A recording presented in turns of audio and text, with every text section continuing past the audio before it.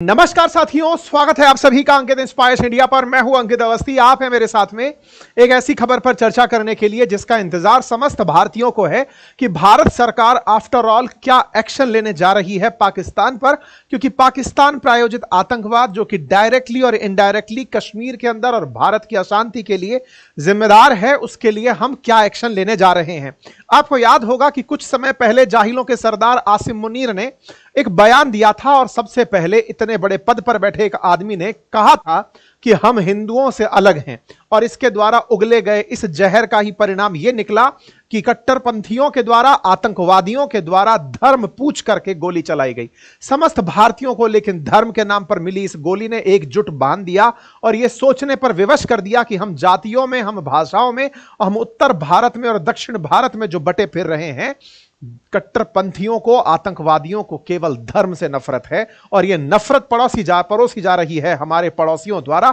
और हुआ भी यही कि इस आसिम मुनीर ने कुछ दिन पहले जो कहा था कि हम हिंदुओं से अलग हैं, कश्मीर हमारी जगलर वेन है, इस बात को कहते हुए इसने जिस तरह से उकसावा एक मैसेज के रूप में दिया था, जिस पर मैंने सेशन किया था।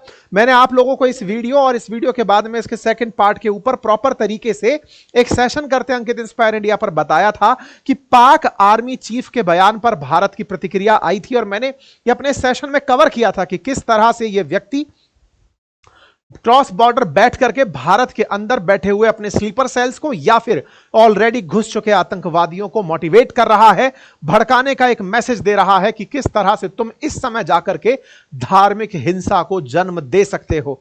कश्मीर में जहां एक और टूरिस्ट पर हमले हुए, वहीं दूसरी सबसे बड़ी बात धार्मिक कट्टरता की निकल कर आई, जिससे पूरी तरह भारत स्तब्ध है और इस गुस्से में है कि अब और बर्दाश्त नहीं होगा। भारत के शीर्ष पर बैठे जम्मू कश्मीर ने जिस तरह से आतंकवादियों का हमला झेला, जिस तरह से आतंकियों की वजह से टूरिस्टों की जान गंवाते हुए देखा, उसके बाद सभी इस इंतजार में हैं कि हमारी सेना और भारत सरकार इस पर क्या प्रतिक्रिया देने वाली है। साथियों, यहां पर आपके सामने कुछ तस्वीरें उस पर्टिकुलर लोकेशन की है जहां पर भारतीय सेना के जवान पहुंच चुके हैं। आपको आज दोपहर में भी मैंने जो सेशन साझा किया था उसमें बताया था कि यहां पर जो टूरिस्ट थे वो भारतीय सेना को देख करके भी डर गए थे। उन्हें यह डर लगने लगा था कि भारतीय सेना की वर्दी में कहीं आतंकवादी तो वापस नहीं आ गए हैं, क्योंकि इन्होंने, इन नाकाब मंसूबे रखने वाले आतंकवादियों ने जिस तरह से हरकतें की हैं, उन हरकतों में उन्होंने भारतीय सेना की वर्दी पहनी और उस भारतीय सेना के लिए जो लोगों के मन में विश्वास है, उस विश्वास को विश्वासघात में बदला। भारतीय सेना की वर्दी धारण करके ये जाकर के उन टूरिस्ट जो लोग थे उनमें पुरुषों को टारगेट किए। उससे महिलाओं और बच्चों में जो भय बैठा, वो रियल में जब भारतीय सेना पहुंची वो उससे भी भयातीत थे। यह अपने आप में भारत के समस्त उन भारतीयों के लिए एक गौरव का क्षण भी है कि भारतीय सेना लोगों के मन में कितना विश्वास रखती है, और उतनी ही एक घृणा का कारण भी है कि ये लोग कितनी नीचता दिखा सकते हैं, जिन्हें खुद की पहचान तक नहीं पता। ये लोग दूसरे की वेशभूषा में आकर के, भारतवासियों की वेशभूषा में आकर के इस तरह का अन्यायपूर्ण कार्य कर रहे हैं, अधर्म कर रहे हैं, और इसकी सजा देने के लिए निश्चित ही भारतीय सेना उसका पूरी तरह इलाज निकाल देगी। खैर, इस बीच में पाकिस्तान के लिए भारत के अंदर क्या तैयारियां होना शुरू हुई, आज उस विषय पर चर्चा है। इस बीच में कैबिनेट कमेटी ऑन सिक्योरिटी ने क्या फैसले लिए, उसकी चर्चा है। और आज के सेशन में चर्चा है कि पाकिस्तान के अंदर क्या हो रहा है, वो इस घटना के बाद खुद किस तरह से आने वाले समय के लिए तैयार हो रहा है। ये तमाम सुर्खियां इस बात के ऊपर हैं कि पाकिस्तान की सेना बॉर्डर एरियाज में किस तरह से मूवमेंट देखी गई है। सोशल मीडिया के माध्यम से यह खबर आई थी, लेकिन यह धीरे धीरे अखबारों की सुर्खियां बन गई। साथ ही साथ से कैबिनेट कमेटी ऑन सिक्योरिटी ने हाल ही में अपनी बैठक कंप्लीट की है। 5 बड़े फैसले लिए, वो मैं आप लोगों को अभी के सेशन में साझा करने जा रहा हूं। उनमें सबसे बड़ा जो फैसला हुआ वो था इंडस वाटर ट्रीटी को रोक दिया गया है। यह अपने आप में एक बहुत बड़ा फैसला है। इंडस वाटर ट्रीटी का अर्थ केवल इतना सा समझ लीजिए कि सिंधु और उसकी सहायक नदियों का लगभग 80% पानी भारत और पाकिस्तान के बीच हुए समझौते के तहत पाकिस्तान को दिया जाता था। भारत ने इस समझौते को ही रोक दिया है। इसका अर्थ यह है कि भारत और पाकिस्तान के बीच में जल का बंटवारा अब उस तय सीमा के अनुसार नहीं होगा। इसका और सार्थक असर बताया जाए तो यह है कि सिंधु नदी के पानी से जिस तरह से पाकिस्तान के खेत खलिहान लहराते थे। बढ़िया पंजाब क्षेत्र के अंदर कृषि होती थी। लगभग 21 करोड़ की आबादी जिस नदी पर डिपेंडेंट थी, आज उस आबादी के लिए पीने का पानी और उससे पैदा होने वाला अनाज, दोनों की ही दिक्कतें खड़ी कर दी हैं। भारत ने जिस तरह से इंडस वाटर ट्रीटी को पॉज किया है, यह अपने आप में एक बहुत बड़ा फैसला कंसीडर किया जा रहा है कि इस नस्ल को नहीं, इस नस्ल की पैदावार को ही खत्म कर दो, इनके पौधों में पानी ही मत डलने दो। ऐसे में भारत की तरफ से कैबिनेट कमेटी ऑन सिक्योरिटी के द्वारा की गई इस बैठक को आप देख सकते हैं। आखिरी बार कैबिनेट कमेटी ऑन सिक्योरिटी सुर्खी में आई थी जब शेख हसीना अगस्त में बांग्लादेश से भारत में शरण लेने आई थी। उस समय भी कैबिनेट कमेटी ऑन सिक्योरिटी की बैठक हुई थी। साथियों, भारत के अंदर सुरक्षा मामलों को लेकर के यह सबसे उच्च स्तरीय कमेटी मानी जाती है, जिसमें प्रधानमंत्री के साथ में रक्षा मंत्री, गृह मंत्री, वित्त मंत्री और विदेश मंत्री शामिल होते हैं। यहां पर सेक्रेटरी का काम एनएसए अजीत डोवाल कर रहे होते हैं। तो आप देख सकते हैं रक्षा मंत्री, विदेश मंत्री को बैठे हुए, इधर की तरफ गृह मंत्री को बैठे हुए, और साथ में चूंकि निर्मला सीतारमण जी इस समय पेरू और यूएस की यात्रा पर हैं, तो उनकी जगह पर वित्त राज्य मंत्री को बैठे हुए। बाकी विदेश सचिव, इसी तरह से रक्षा सचिव, सबके सब सचिव बैठे हुए हैं। और एक व्यक्ति जो यहां पर अतिरिक्त रूप से रहता है, मतलब प्रधानमंत्री इस पूरे कार्य की अध्यक्षता करते हुए देखे जाते हैं। यहां पर एनएसए डोभाल जो हैं वो पूरी तरह से इस पूरी मीटिंग की सेक्रेटरीट की तरह सेक्रेटरी और कोऑर्डिनेशन का काम करते हुए देखे जाते हैं। तो ये भारत के द्वारा जब भी रक्षा क्षेत्र में कोई बड़े फैसले लिए जाते हैं तो इसी कमेटी का बैठना होता है, यानी कि ये वो लोग हैं जो सारे फैसले लेते हैं। ऐसे में इस कमेटी की बैठक संपन्न हुई और इसमें 5 बड़े फैसले लिए गए। लगभग 2.5 घंटे ये फैसले बैठक चली और इस बैठक ने जो बातें की वो बातें भारत के जो विदेश सचिव हैं विक्रम मिस्त्री जी, उनके द्वारा मीडिया को बताई गई। मीडिया को बताई गई बातों में जिन बातों को ध्यान दिया गया, उन बातों के अंदर एक एक करके जो सारी बातें थी वो मैं आपके सामने रखता जा रहा हूं। पहला फैसला लिया गया कि पाकिस्तान के साथ जो 1960 में सिंधु जल संधि को लेकर के फैसला किया गया था उसे तत्काल प्रभाव से स्थगित किया जा रहा है। दूसरा, अटारी जो एकीकृत चेक पोस्ट है उसको तत्काल प्रभाव से बंद किया जा रहा है। तीसरा फैसला, पाकिस्तान नागरिकों को जो साउथ एशियन एसोसिएशन जो रीजनल कॉपरेशन के लिए बना हुआ सार्क है, उसके तहत जो वीजा की छूट दी जाती है उस छूट को खत्म किया जा रहा है। पाकिस्तान का अगर कोई भी नागरिक इस सार्क वीजा छूट के तहत भी अगर भारत आया हुआ है तो वो 48 घंटे में वापस चला जाए। चौथा कहा गया कि जो पाकिस्तानी उच्चायोग दिल्ली के अंदर है वहां पर जो भी रक्षा, सैन्य, नौसेना, वायुसेना के सलाहकार अवांछित व्यक्ति के रूप में, पर्सन नॉन ग्राटा के रूप में हैं, उन्हें वापस देश छोड़कर 7 दिन में जाने की मोहलत दी गई है। 1 मई तक उन्हें देश छोड़ने के लिए कहा गया है। और 5वां फैसला, भारत का जो इस्लामाबाद स्थित उच्चायोग है उसमें रक्षा, नौसेना और वायुसेना के जो सलाहकार हैं उन्हें वापस बुलाया गया है। भारत के विदेश सचिव के द्वारा प्रेस ब्रीफिंग करते हुए ये सारी बातों पर अपनी बातें रखी गई। इनका साफ उद्देश्य था कि सबसे पहले हम आपको यह बताएं कि इसके लिए आप ही अकाउंटेबल हैं। हम इस बात के लिए 1% भी रिसर्च नहीं करने वाले कि हम जाकर दुनिया को बताएंगे, दुनिया कहेगी कि नहीं पाकिस्तान ने किया है, या फिर हम आपके पास में पहले एविडेंस भेजेंगे कि देखिए आपकी तरफ से क्या हो रहा है। ऐसा हम कुछ नहीं कर रहे। हम सीधा आपके ऊपर एक्शन लेने की तैयारी में हैं और इस एक्शन में पहले आपसे जो थोड़े बहुत भी बची कुची मतलब हरकतें रह गई थी आपके साथ व्यवहार की, उन्हें पूरी तरह खत्म कर रहे हैं। और यह करते हुए भारत ने अपने इस फैसले को कर दिया। अपेक्षा थी कुल 10 बिंदुओं पर भारत एक्शन लेगा, लेकिन सबसे पहले 5 बिंदुओं पर एक्शन लिया जा चुका है। आने वाले समय में संभव है कि हम बॉर्डर पर होने वाली सेरेमनीज हो या फिर जो हमारे ट्रेड्स हैं या करतारपुर कॉरिडोर हैं, इन सभी चीजों पर आने वाले समय में हम हॉल्ट डाल देंगे। पहले इस इंडस वाटर ट्रीटी को समझ लीजिए, क्योंकि आप में से कुछ लोग यह सोच रहे होंगे कि यार बात युद्ध की होनी थी, यहां पर पानी बंद करके ये लोग क्या कर रहे हैं। इसको आप गहराई से समझें।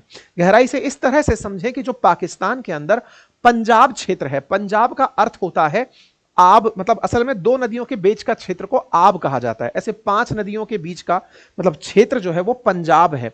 5 नदियों का क्षेत्र है। असल मायने में ये जो सिंधु नदी है, इस सिंधु नदी की जो सहायक नदियां हैं उनमें से झेलम, चेनाब, रावी, सतलज, व्यास, और ये नदियां जो 5 नदियां इसके साथ जुड़ती हैं, इन इंडस के साथ साथ झेलम, चेनाब, रावी, सतलज, व्यास, ये जो नदियां हैं इनके बीच का, नदियों के बीच का जो क्षेत्र है ये बहुत उपजाऊ होता है। पाकिस्तान का यही क्षेत्र पंजाब क्षेत्र कहलाता है और इसमें इंडस रिवर बहती है, लेकिन ये ओरिजिनेट भारत से होती है और भारत से होकर पाकिस्तान जाती है।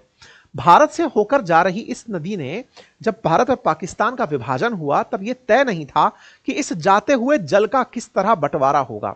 भारत और पाकिस्तान 1960 में जाकर पाकिस्तान के प्रयासों से तत्कालीन प्रधानमंत्री नेहरू जी के नेतृत्व में यह तय किया वर्ल्ड बैंक की अध्यक्षता से कि इस पूरे जल का 80 पॉइंट कुछ प्रतिशत पाकिस्तान रखेगा और उसमें भी 3 नदियां चेनाब, झेलम और इंडस, इसका कंप्लीट वाटर पाकिस्तान रखेगा और इस तरफ यानी कि पूर्व की तरफ बची नदियां रावी, व्यास और सतलज, इन 3 नदियों का पानी भारत रखेगा।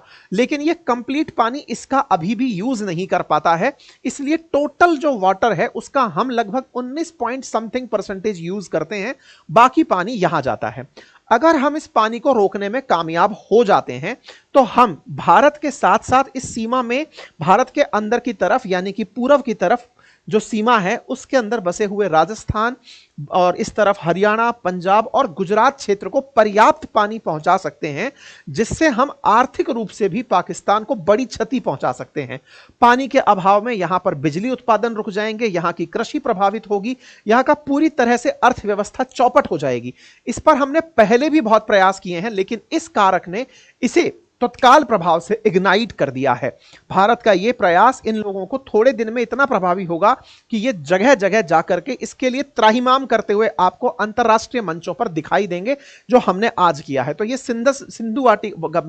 इंडस वाटर जो ट्रीटी है, इसके बारे में मैंने आप लोगों को थोड़ी सी ब्रीफ में जानकारी दे दी। ये कुछ आर्काइव्स की तस्वीरें हैं जो कि भारत और पाकिस्तान के बीच होते हुए इस समझौते की हैं, जिसमें पाकिस्तान की तरफ से पाकिस्तान के प्रतिनिधि भारत आए थे, पालम आकर के बीच में डेरा डालकर बैठ गए थे और यहां जाकर के भारत और पाकिस्तान ने कुछ इस तरह का समझौता किया था। ठीक है, इंडस वाटर ट्रीटी के ये डॉक्यूमेंट्स हैं जो हमने आपको दिखा दिए। आजकल फिर से ये सुर्खियों में रहते हैं, जब जब कभी बाढ़ आती है तो पाकिस्तान कहता है कि भारत ने इंडस वाटर हमारे ऊपर छोड़ दिया। पाकिस्तान कई बार इस चक्कर में अलर्ट पर चला जाता है कि भारत ने रावी पानी का हमारे ऊपर पानी छोड़ दिया। भारत आजकल पानी छोड़कर इन्हें मारता है, पानी रोक करके भी इन्हें मार सकता है। तो यह बड़ा प्रयास जो भारत के द्वारा इस पूरे विषय पर किया जा सकता है, जो चल रहा है। इसके साथ साथ और क्या हो सकता है, भारत के द्वारा इन तमाम प्रयासों के साथ साथ इंडस वाटर को तो रोका गया ही है, अब इस स्तर पर भी प्रयास किए जा रहे हैं कि कश्मीर के अंदर जनता को कैसे मोबिलाइज किया जाए। आप लोगों ने एक बहुत ही इंपॉर्टेंट चीज आज के सेशन में ऑब्जर्व की होगी, हमने दोपहर में भी सेशन किए, हमने कल भी सेशन किए।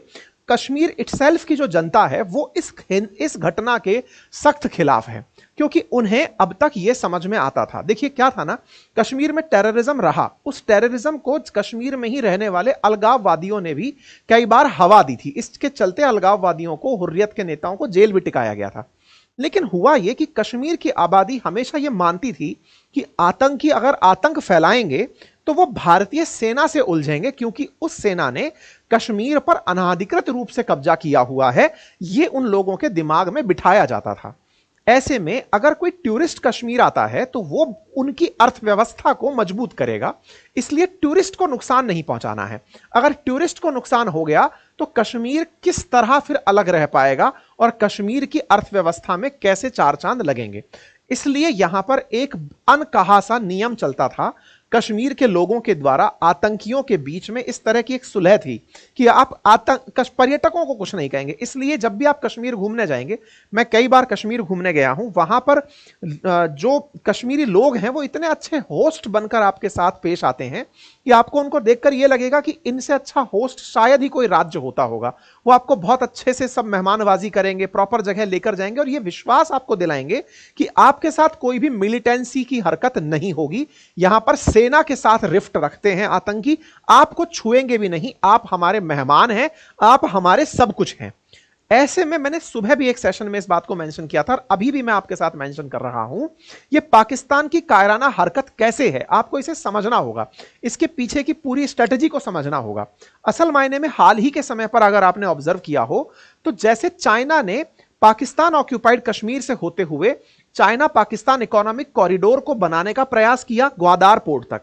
ग्वादार पोर्ट में बलूचिस्तान के द्वारा जो बलोच लिबरेशन फ्रंट के, बलोच लिबरेशन आर्मी के जो लड़ाके हैं, उन्होंने चीनियों को बहुत ज्यादा दिक्कतें खड़ी करी ताकि चीन का इन्वेस्टमेंट पाकिस्तान में प्रभावित हो। ऐसे ही चीनियों को ढूंढ ढूंढ कर मारने की हरकतें भी आपने कई बार पाकिस्तान के अंदर सुनी। परिणाम क्या निकला कि पाकिस्तान के अंदर ये जो इन्वेस्टमेंट है ये ही सवालिया निशान पर आ गया। चाइना ने अपनी सेना पाकिस्तान में भेज दी और यहां तक भी लगने लगा कि हो सकता है चीन पाकिस्तान से निकल ही जाए कि भाई हम नहीं कर पाएंगे। ऐसे में पाकिस्तान को जो इन्वेस्टमेंट मिल रहा था, पाकिस्तान ने उसी चीज का बिल्कुल रिटेलिएशन इंडिया में किया कि आपने कश्मीर के लोगों के माध्यम से दुनिया को यह संदेश दिया कि जब से यहां से 370 हटा है, यहां पर टूरिस्ट हर साल 2 करोड़ 2.5 करोड़ टूरिस्ट आ रहा है, जिससे यहां की अर्थव्यवस्था में 4 चांद लगे हैं। आए दिन आप दिखा देते हो चेनाब रिवर पर बनी हुई तेज घुसती हुई वंदे भारत दिखा देते हो, कभी आप ये दिखा देते हो कि यहां पर कितनी जबरदस्त रोड बन रही हैं, सोनमर्ग के अंदर बिल्कुल टनल बन गई है, आप पूरी तरह से सड़कों का जाल दिखाते हो, आप टूरिस्ट को दिखाते हो। तो बोले क्यों ना हम इनके भी इस आर्थिक गतिविधि के ऊपर ही नुकसान पहुंचाएं। लेकिन ये बेवकूफ लोग एक बात भूल गए, और वो ये है कि एक देश के अंदर ही अगर टूरिस्ट एक जगह से दूसरी जगह जा रहा होता है, इससे ओवरऑल देश की अर्थव्यवस्था पर फर्क नहीं पड़ता, इससे इकोनॉमी के अंदर रीडिस्ट्रीब्यूशन जरूर होता है। अगर राजस्थान, आसाम, गुजरात, उत्तर प्रदेश से कोई टूरिस्ट निकलकर कश्मीर घूमने गया है तो वेल्थ तो देश की देश में ही रही, ऐसे में उसका रीडिस्ट्रीब्यूशन हुआ कि आसामी जाकर के वहां पर पैसा खर्च करके आया। पाकिस्तान के अंदर इन्वेस्टमेंट चाइनीज था, अगर वो आतंकियों से प्रभावित होता है तो वो इन्वेस्टमेंट वापस चला जाएगा, वो उनके लिए ज्यादा नुकसानदायक है। बट इनको इतना ही समझ में आया कि जिस चीज को ये बेचते हैं, बेचते किस बात को हैं कि हमने कश्मीर में इतनी शांति कर दी कि यहां बढ़िया टूरिज्म है, तो बोले इनके सबसे पहले इस टूरिज्म वाले फैक्टर को रोको, ताकि ये किसी के सामने ना कह पाए कि हमने देख लो कितना बढ़िया से टूरिज्म इतना कर दिया, इतनी शांति कर दी कि हर कश्मीरी खुश है। इसी के चलते इस मिलिटेंसी के खिलाफ लोग सड़कों पर उतर आए हैं और उतर करके प्रोटेस्ट कर रहे हैं। बाजार बंद हैं, टैक्सी एसोसिएशन सड़कों पर है, और टूरिस्ट की मतलब 90% जो यहां की बुकिंग्स हैं वो बंद हो चुकी हैं, लोगों ने अपनी बुकिंग कैंसिल करा दी हैं। आप इससे सोचकर देखिए कि इस घटना ने कश्मीर को एक ही बार में कितना बड़ा नुकसान पहुंचाया। इसी वजह से यहां पर उपराज्यपाल और मुख्यमंत्री सभी अपने स्तर पर प्रयास कर रहे हैं, सबसे संवाद कर रहे हैं, सुरक्षा एजेंसी के साथ चर्चा कर रहे हैं, रक्षा मंत्री भी अपनी तरफ से इस पर अपना बयान दे रहे हैं। यहां पर जो तस्वीर निकलकर आई जो वांछित आतंकियों की है, उसमें से एक्सट्रीम लेफ्ट और एक्सट्रीम राइट में खड़े लोग, ये दोनों आतंकी पाकिस्तान से हैं, और बीच में 2 आतंकी हैं, ये लोकल बताए गए हैं। इनमें से जो तस्वीरें निकलकर आई हैं, अब इन पर कार्रवाई का प्रयास चल रहा है, कार्रवाई के लिए सर्च ऑपरेशन चल रहा है, और उसमें इन पर वहां की लोकल पुलिस ने इनाम भी रख दिया है। एनीवे, इसी के साथ साथ अब इस बात पर चर्चा होना शुरू हो रही है कि यह आतंकी घटना इस व्यक्ति के बयान से प्रेरित थी, क्योंकि इसी ने ही कश्मीर को जगलर वेन कहते हुए धर्म आधारित बयान दिया था। असल में यह बिल्कुल वैसे ही है जिस तरह से बाबर जब भारत आया था राणा सांगा के साथ युद्ध करते समय, तो उसने इसे एक धर्म युद्ध में बदल दिया था। राणा सांगा के साथ युद्ध के समय उसने इसे जिहाद नाम दे दिया था, और आकर के उस समय धर्म युद्ध के नाम पर उसने सेना को एक अलग प्रकार का मोटिवेशन दे दिया था। आज पाकिस्तानी सेना चीफ का जो आज से 7 दिन पहले का बयान था, उसे इसी बात से रिलेट करके देखा जा रहा है कि अब इनके सारे टैक्स खत्म हो गए। कश्मीर के अंदर अशांति फैलाने के लिए जो इनके तरीके होते थे कि कश्मीरी भाई हमारे बहुत परेशान हैं, उनके लिए हमें संघर्ष करना है, अब कोई कश्मीरी परेशान नहीं है। अब क्या करें, कश्मीर के अंदर बड़ी ही दिक्कतें हैं, लोगों को कोई तमाम प्रकार की परेशानी हो रही है, आए दिन स्टोन पेल्टिंग होती है, देखो आपके लोग परेशान हैं। कोई परेशान नहीं है, वहां सब खुश हैं, बढ़िया पैसा आ रहा है, वहां तो बढ़िया लोग मूवी देखने जा रहे हैं, बढ़िया फिल्मों की शूटिंग हो रही है, दुनिया भर के लोग घूमने आ रहे हैं, कोई दिक्कत नहीं है। तो ऐसे में फिर इन्हें अपनी स्ट्रेटजी में शिफ्ट करना पड़ा कि अब जब कुछ नहीं बचा तो धर्म का कार्ड चलना पड़ेगा, और इन्होंने वही किया जिस आधार पर इन्होंने देश को विभाजित किया था। उसी आधार पर फिर से कश्मीर के अंदर वही कश्मीरी पंडितों के साथ हुई जो आज से 25-30 साल पहले घटना थी, उसी की तरह इस बात का दोहराव किया गया, धर्म पूछ करके हथियार बनाया गया, धर्म पूछ करके लोगों को निशाना बनाया गया। ऐसे में पाकिस्तान के अंदर अब क्या हलचल है उसका भी अपडेट ले लीजिए। सोशल मीडिया पर प्राप्त चल रहे रूमर्स कहिए या फिर न्यूज इनपुट्स कहिए, उन्हें अखबारों में जहां जगह मिली है, और वो जगह यह है कि पाकिस्तान की एयरफोर्स इस समय हाई अलर्ट पर है, इस स्पेक्यूलेशन में कि कहीं पहलगाम की घटना के बाद भारत की तरफ से कोई बॉर्डर एरिया में सर्जिकल स्ट्राइक ना हो जाए। इसी सर्जिकल स्ट्राइक के डर के चलते पाकिस्तान से सटे, भारत से सटे हुए जो पाकिस्तान के बॉर्डर हैं, उन एरियाज में बहुत सारी हलचल देखी गई है।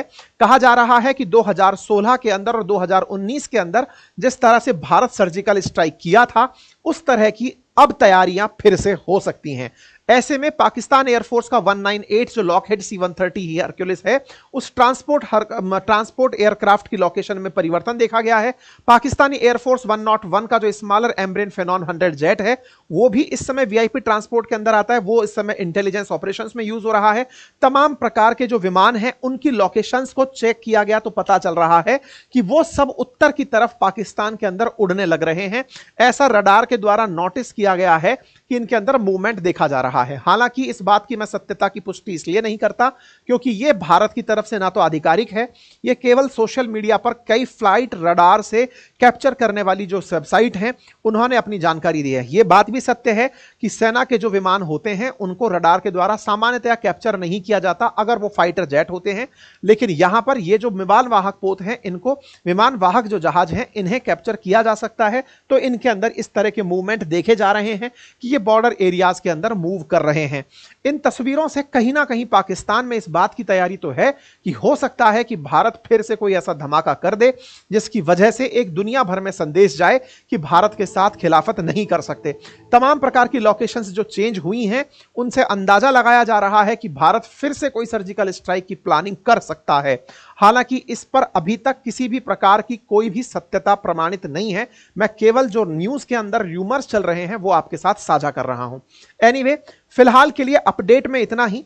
मैं आप सबसे गुजारिश करूंगा कि आप में से जो भी साथी हमारे इस चैनल पर आज पहली बार पहुंचे हैं वो इसे सब्सक्राइब अवश्य कर लें, सो दैट जो भी अपडेट आएगा वो मैं आप तक समय पर पहुंचा पाऊंगा।